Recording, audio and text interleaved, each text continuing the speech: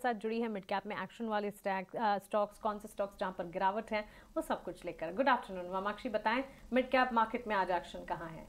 जी बिल्कुल Mansi, good afternoon. शुरुआत करते हैं हम कुछ टॉप गेनर्स से। तो JSW एनर्जी दूसरे तिमाही के नतीजों को रिएक्ट करता हुआ ये स्टॉक आज टॉप गेनर्स में शामिल हो रहा है और 3 दिन लगातार तेजी देखने मिली है ये स्टॉक में, और आज भी स्टॉक में हमें करीब 5 to 6% की तेजी नजर आ रही है। ट्रेंड भी फोकस में है। इनफैक्ट कंपनी का सबसे बड़ा सिंगल डे गेन है अगस्त 17, 2022 से लेकर के अब तक का। इसके अलावा दालमिया भारत पर भी फोकस करेगा, यहाँ पर भी अच्छी तेजी नजर आ रही है, करीब 4% तक चढ़ा है ये स्टॉक। और आज का जो गेन हमने देखने मिला है वो सबसे बड़ा सिंगल डे गेन है अगस्त 18, 2022 से लेकर के अब तक का। ग्राइंडवेल नॉर्टन ये स्टॉक भी फोकस है, लगातार 3 दिन से स्टॉक हरी निशान में नजर आ रहा है और सितंबर 7, 2022 से लेकर के अब तक का ये सबसे बड़ा सिंगल डे गेन है ग्राइंडवेल नॉर्टन के लिए। खैर, ये तो हो गए टॉप गेनर्स। अब बात करते हैं हम कुछ टॉप लूजर्स की। तो LIC हाउसिंग फाइनेंस ये लिस्ट में शामिल है और काफ़ी सारे हाउसिंग फाइनेंस कंपनीज में हम देख रहे हैं कि काफ़ी प्रेशर बना हुआ है। लगातार 2 दिन LIC हाउसिंग फाइनेंस लाल निशान में नजर आ रहा है और आज करीब 4% तक टूटा है।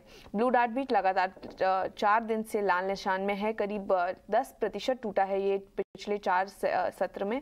और श्रीराम ट्रांसपोर्ट फाइनेंस पर भी फोकस करेगा। 4 दिन की तेजी के बाद स्टॉक में हमें आज गिरावट देखने मिली है और आज भी करीब 3% गिरा है ये स्टॉक। डिलीवरी का अगर स्टॉक देखें तो हम देख रहे हैं कि कुछ दिनों से नया ऑल टाइम लो बना रहा है और इनफैक्ट आज भी वो ट्रेंड डिलीवरी ने जारी रखा है। आज कंपनी ने इंट्राडे बेसिस पर एक ऑल टाइम लो हिट किया है और लगातार 4 दिन से लाल निशान में कारोबार कर रहा है और इसी के चलते ये स्टॉक फोकस में है। इसके अलावा हम देखते हैं कौन से सेक्टर्स जैसे है जो बस कर रहे हैं। तो पेपर स्टॉक्स पर फोकस करिए। हम देख रहे हैं कि Orient paper, West Coast paper, Tamil Nadu news print, Emami paper जैसे सारे पेपर शेयर में आज काफ़ी अच्छी तेज़ी नज़र आ रही है। मार्केट्स के साथ ये शेयर्स भी काफ़ी अच्छी तरीके से भाग रहे हैं। 2 से 3% की तेज़ी इन शेयरों में नज़र आ रही है।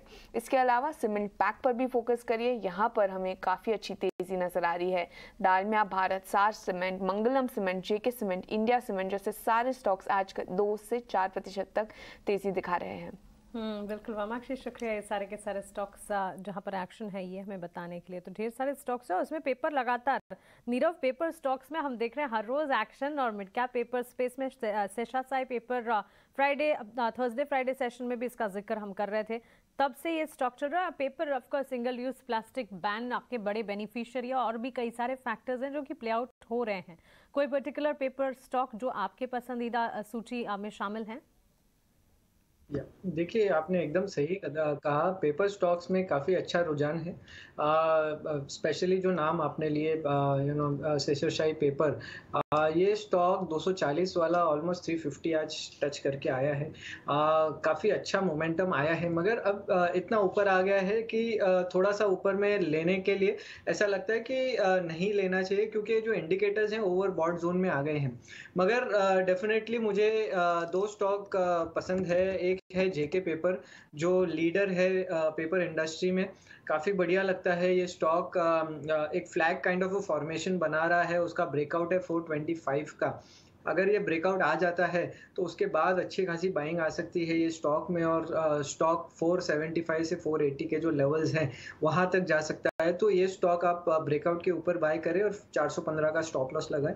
दूसरा है रुचिरा पेपर। देखिए, रुचिरा पेपर में ऑलरेडी अराउंड 180 के हाई बने थे 2018 में, और उसके बाद जो लो बने 26 के लो बने 2020 में। तो 2 साल में स्टॉक 180 वाला 26 तक गया, उधर से वापस एक अच्छी बाइंग आई है।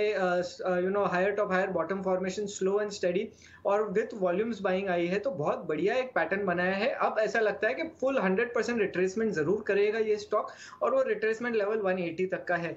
तो मेरे हिसाब से रुचिरा भी जरूर बाय करना चाहिए। यहाँ से नीचे में 115 का आप स्टॉप लॉस लगाएं। नियर टर्म के लिए आपका 150 का टारगेट रहेगा, और थोड़ा मीडियम टर्म के हिसाब से 180 का टारगेट रहेगा। तो चलिए, पेपर स्टॉक्स में यहाँ पर 2 पसंदीदा शेयर्स जो नीरव हमारे साथ शेयर कर रहे हो, और सही कहा आपने, ओवरबॉट तो हो चुके हैं, काफ़ी एक्शन इनमें दिख भी चुका है और इन लेवल्स पर एंट्री लेना तो काफ़ी मुश्किल है। लेकिन अगर एग्जिस्टिंग पोजीशंस हैं इंटैक्ट रखें, क्योंकि फ्यूचर इनका अब भी काफ़ी ज़्यादा अच्छा नजर आ रहा है। कुछ खबरें भी हैं मिड कैप में जो कि फोकस में है, आइए वामाक्षी से वो खबरें भी जानते हैं। मैं वामाक्षी बताएं कौन सी खबरें हैं आज फोकस में। जी बिल्कुल, शुरुआत करते हैं हम रामकृष्ण फोर्जिंग से। तो एक ऑर्डर विन आ रहा है कंपनी के लिए, एक्सपोर्ट ऑर्डर उन्हें मिला है करीब 113 करोड़ का, और अगले 4 साल में वो एक tier 1 rear and front axle manufacturer से ऑर्डर आ रहा है।